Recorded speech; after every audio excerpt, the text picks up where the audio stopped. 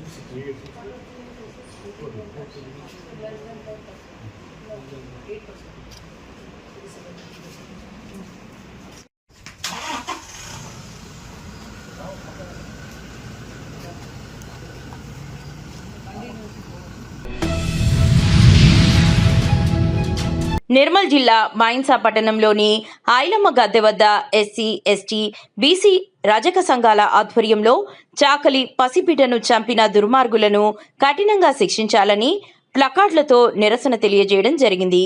ఈ సందర్భంగా బీసీ సంఘం బైన్సా డివిజన్ అధ్యక్షులు సొంకేట మహేష్ బాబు మాట్లాడుతూ, దేవుడి దర్శనానికి వెళ్తే సహించని అగ్రకులాల పెత్తందార్ల దాష్టికానికి పసిపాప బలి నాగర్ కర్నూలు జిల్లా కుమ్మెర గ్రామంలో కీర్తన కుటుంబంపై దాడి చేసి 2 నెలల పసిపాపను హత్య చేసిన పెత్తందారులందరినీ వెంటనే అరెస్టు చేయాలని, వారిపై హత్యానేరం కేసు పెట్టి కఠినంగా శిక్షించాలని కోరారు. దాడిని పసిబిడ్డను చంపినటువంటి దుర్మార్గులను వెంటనే శిక్షించాలని చెప్పి రాష్ట్ర వ్యాప్తంగా బంద్ పిలిపివ్వడం జరిగింది. ఆ బంద్ పిలుపులో భాగంగా ఎస్సీ, ఎస్టీ, బీసీ మైనారిటీ సంఘాల ఆధ్వర్యంలో బైన్సా పట్టణంలో నిరసన కార్యక్రమం తెలియజేయడం జరుగుతూ ఉంది.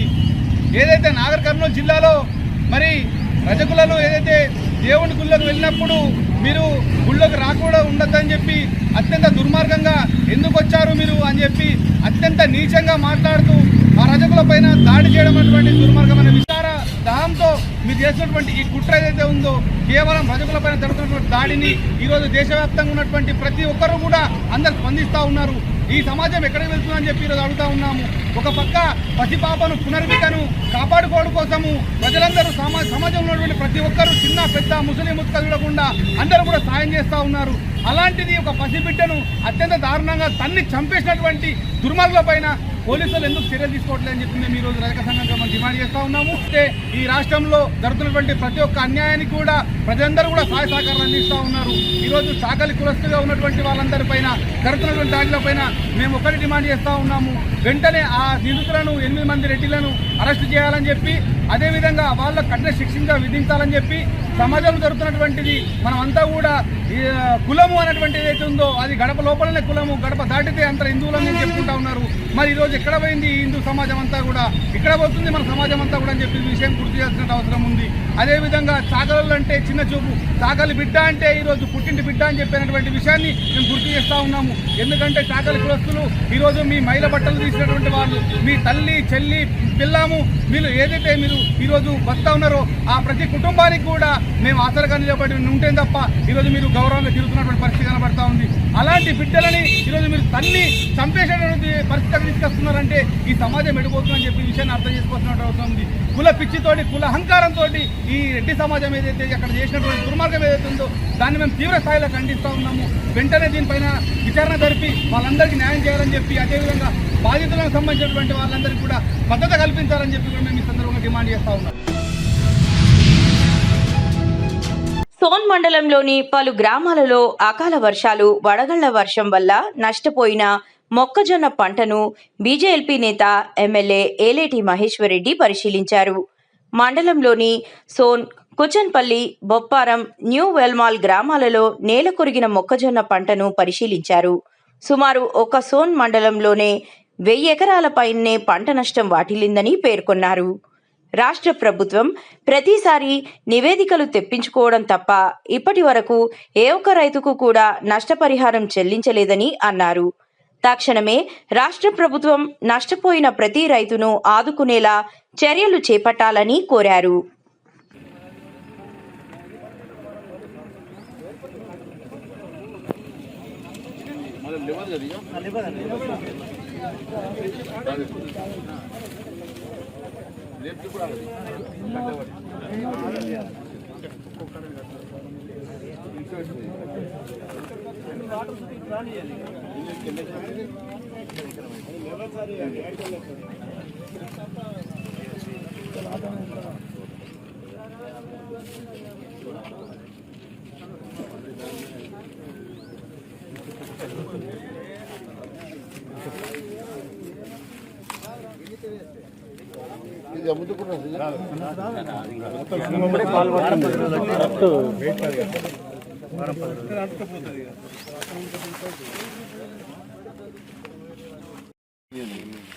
ఈరోజు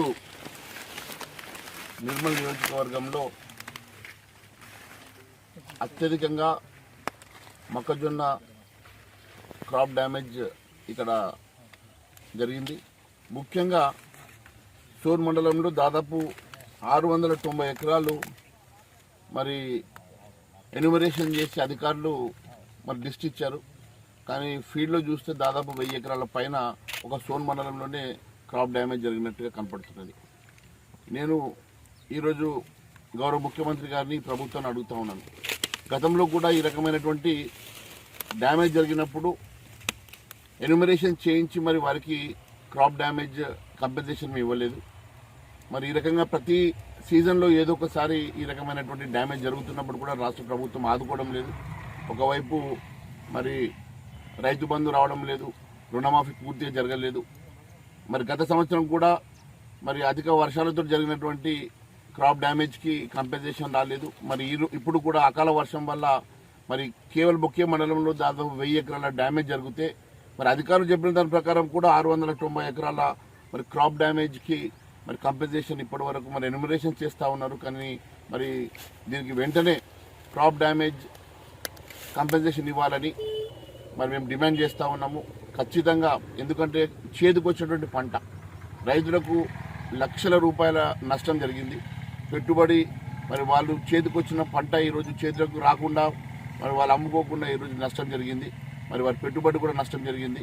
ఖచ్చితంగా ఈ రాష్ట్ర ప్రభుత్వం ఆదుకోవాలని చెప్పి నేను డిమాండ్ చేస్తూ ఉన్నాము. అదే కాకుండా మేము ఈ అంశాన్ని నేను నేరుగా మరి అగ్రికల్చర్ మంత్రి గారితో ప్లస్ ముఖ్యమంత్రి గారి దృష్టికి తీసుకెళ్తాము. మరి ఈ ప్రాంతంలో జరిగినటువంటి అకాల వర్షాల ఎన్యూమరేషన్ ఇమీడియట్గా చేయించి వారికి కంపెన్సేషన్ ఇవ్వాల్సిందని డిమాండ్ చేస్తున్నాము. కరీంనగర్ జిల్లాలోని 14వ మరియు 15వ డివిజన్ల మహిళా సంఘం ఆధ్వర్యంలో ఆయా డివిజన్ల అభ్యర్థులకు ఘన సన్మానం కార్యక్రమం నిర్వహించబడింది. ఈ కార్యక్రమం స్థానిక మహిళల ఐక్యత, సంఘీభావం మరియు సామాజిక బాధ్యతకు ప్రతీకగా నిలిచింది. సన్మాన కార్యక్రమంలో మహిళా సంఘం సభ్యులు పెద్ద సంఖ్యలో పాల్గొని అభ్యర్థులను శాలువాతో సత్కరించి పుష్పగుచ్చాలు అందజేసి అభినందనలు తెలిపారు.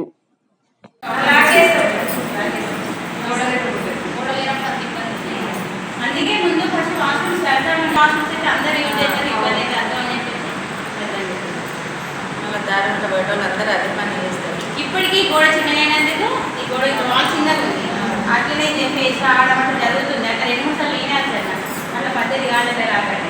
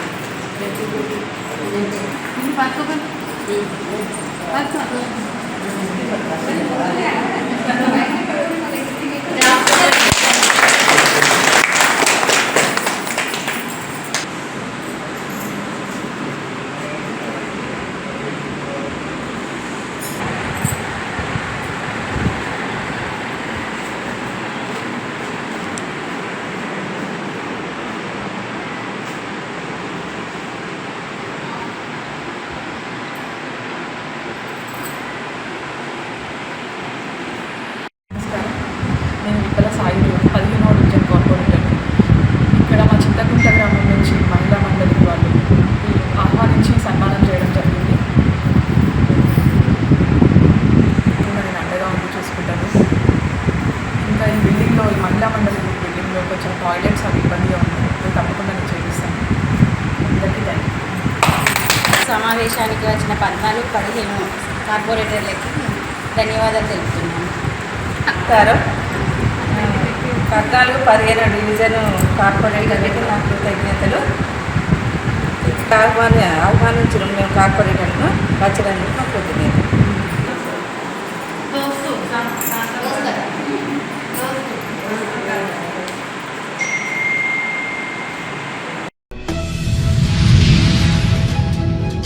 నాగర్ కర్నూలు జిల్లా కొమ్మెర గ్రామ మల్లన్న జాతరలో రెడ్డి సామాజిక వర్గం వివక్ష చూపుతూ రజక కుటుంబంపై దాడి చేయడంతో 2 నెలల పసిపాప మృతి చెందిన ఘటనను ఖండిస్తూ నాందిపేట డొంకేశ్వర రజక ఐక్య కమిటీ ఆధ్వర్యంలో రజకులంతా కదం తొక్కారు. ఈ నిరసన ర్యాలీకి డీఎస్పీ పార్టీ జిల్లా నాయకులు మద్దతు తెలిపారు. సామాజికంగా వెనుకబాటులో ఉన్న మమ్మల్ని కనీసం ఆదరించకపోగా మా రజక కుటుంబంపై జాతి వివక్ష చూపుతూ సోయి మరిచి 2 నెలల పసిపాపను తన్ని చంపడం సిగ్గు అంటూ నినాదాలు చేశారు. ఖబర్దార్ అగ్రవర్ణాలారా, ఖబర్దార్ ఖబర్దార్ అంటూ మండల కేంద్రంలో ర్యాలీ నిర్వహించి వెంటనే బాధ్యులపై చర్యలు తీసుకోవాలని, కఠినంగా శిక్షించాలని, బాధితులకు నష్టపరిహారం చెల్లించాలని, లేదంటే పెద్ద ఎత్తున ఉద్యమం చేపడతామని హెచ్చరించారు.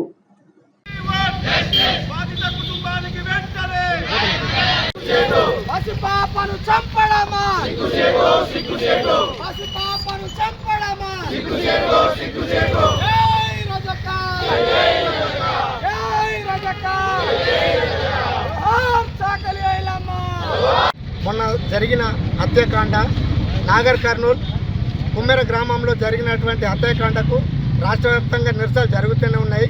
నెక్స్ట్ ఇక్కడ మా నందిపేట మండలంలో డొంకేశ్వర్ మండల్, మాక్లూరు మండల్ వీళ్ళందరితో కలిసి మరియు విశారదన్ మహారాజ్ పెట్టిన ఎస్పీ జేఏసీ వాళ్ళందరూ మాకు మద్దతు ఇస్తూ రజక ఐక్యవేది ఆధ్వర్యంలో ఇక్కడ నందిపేటలో నిరసన తెలపడం జరిగింది. నెక్స్ట్ మొన్న కుమ్మెర గ్రామంలో ఒక కొబ్బరికాయ ముడుపులేసి ఆ రూమ్లో ముడుపులేస్తారన్నట్టు, అక్కడికి లోపలికి తీసుకుపోయి వీళ్ళు టికెట్ తీసుకున్నందుకు రెడ్డి అగ్రవర్ణాలు టికెట్ తీసుకున్నందుకు ఆ ఊరు సర్పంచ్ దుర్మార్గుడు వాళ్ళు ఏం చేసిందంటే టికెట్ తీసుకొని మేము తీసుకోము, మా దగ్గర డబ్బులు లేవన్నారు, మరి మళ్ళీ తీసుకుంటామన్నారు, మర్చిపోయినందుకు వాళ్ళని లోపల కొబ్బరికాయ ముడుపులు కట్టే రూమ్లో వేసి చాలా దయనీయ గరీజైన మాటలు మాట్లాడుతూ కొట్టారు. సాకులోడా అది ఇది అనుకుంటా.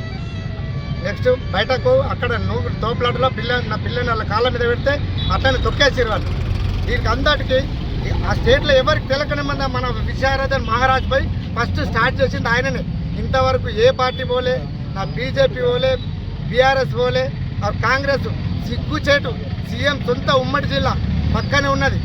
ఇంకా అక్కడ మాకు ఎమ్మెల్యే ఉన్నాడు, ఆయన కూడా ఇంతవరకు సంబంధించాలి. మా జాతిలో పుట్టినందుకు సిగ్గుచేటు. షాద్ నగర్ ఎమ్మెల్యే మేము చెప్పుకోవడానికి సిగ్గుపడుతున్నాం. ఎమ్మెల్యే వీర్లపల్లి శంకర్ అన్న అండ్ బసరత్ సారన్న మీరు ఎక్కడున్నారు, ఏ మూలలు తాగున్నారు, ఏ పార్టీ వేస్తే ఆ పార్టీ దగ్గర మోచేతు నీళ్ళు తాగకండి అన్న. మీరు అందరి కోసం చూడండి. ఎందుకంటే నాట్ ఓన్లీ రెడ్డిలు అగ్రవర్ణాలు వేస్తే మీరు ఎమ్మెల్యేలు ఎంపీలు కాలేదు. మేము ఎస్సీ ఎస్టీ బీసీ మైనార్టీ వర్గాలు అందరం వేస్తేనే ఎంపీలేరు. ఖబర్దార్.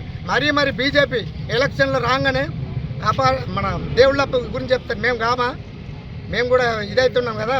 మన ఇంతకుముందు కూడా మేము చెప్పినాం మన ఎంపీ గారికి, ఎవరు పట్టించుకోవడం లేదు. నిజామాబాద్ స్థానికంగా ఉన్న మా ఎంపీ గారు ఎప్పుడు చూసినా మతం అని చెప్తారు. మరి మేము రజకులం, హిందువుల మళ్ళీకుంటే ఇంకేదన్నా పార్సీ మతస్థులమో తెలియాలి. అలాగనే ఇక్కడ ఈ టీఆర్ఎస్ పార్టీ ఇంతవరకు ఒక్కళ్ళు పోయిన వాళ్ళు, ముఖ్యంగా ఈ మీడియాకు లోకల్ మీడియా 10 కోట్ల 100 మెయిన్ స్ట్రీమ్ మీడియాలు స్టేట్లో ఉన్నాయి. సిగ్గుపడుతున్నారు. ఎందుకంటే ముందుకు వచ్చి ఎవరిని కూడా ఇంటర్వ్యూ తీసుకోలేదు. దీనిపైన స్క్రోలింగ్ కూడా ఈ రోజు వస్తుంది TV9లో. ఈ రోజు 3-4 రోజుల తర్వాత ఈ రోజు ఇది ఎలా జరిగింది అది ఇది అని చెప్పేసి 8:50 వచ్చింది. ఇది ఈ రోజు చూసి. కానీ మెయిన్ స్ట్రీమ్ మొత్తం అది కూడా అగ్రవర్ణాలే. 6 ఒకటినది ఆయన మన ఉన్నంత వరకు మనం ముందుకు. ఎందుకంటే ఇకనైనా మన బీసీ ఎస్టీ ఎస్సీలు కలిసి వాళ్ళకు బుద్ధి చెప్పాలి. ఆల్రెడీ రెడ్డికి తెలుసు. ఖబర్దార్ బిడ్డలారా. అప్పుడు ఐలమ్మతో పెట్టుకుని విష్ణు దేశ్ముఖ్ ద్వారా రామచందర్ రెడ్డికి ఎలా గట్టి పట్టిందో మీకు పడుతుంది తొందరగా. జై రాజక.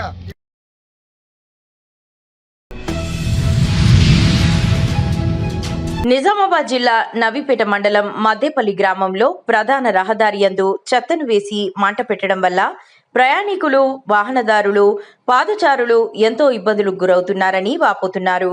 పంచాయతీ నిధులు దుర్వినియోగం చేస్తూ చెత్తను రోడ్డుపై వేయడం ఏమిటని ప్రశ్నిస్తున్నారు. గతంలో నీటి తొట్టి గురించి ప్రశ్నించినా ఇప్పటికీ నీటి తొట్టి, నీటి ట్యాంక్ శుభ్రం చేసింది లేదు, అన్ని చోట్లకు అపరిశుభ్రంగా మారింది అని ఆవేదన వ్యక్తం చేస్తున్న ప్రజలు. ఇప్పటికైనా పంచాయతీ అధికారులు, గ్రామ సర్పంచ్ మనోజ్ దీనిపై తక్షణం స్పందించి తగిన చర్యలు చేపట్టాలని గ్రామస్తులు డిమాండ్ చేశారు.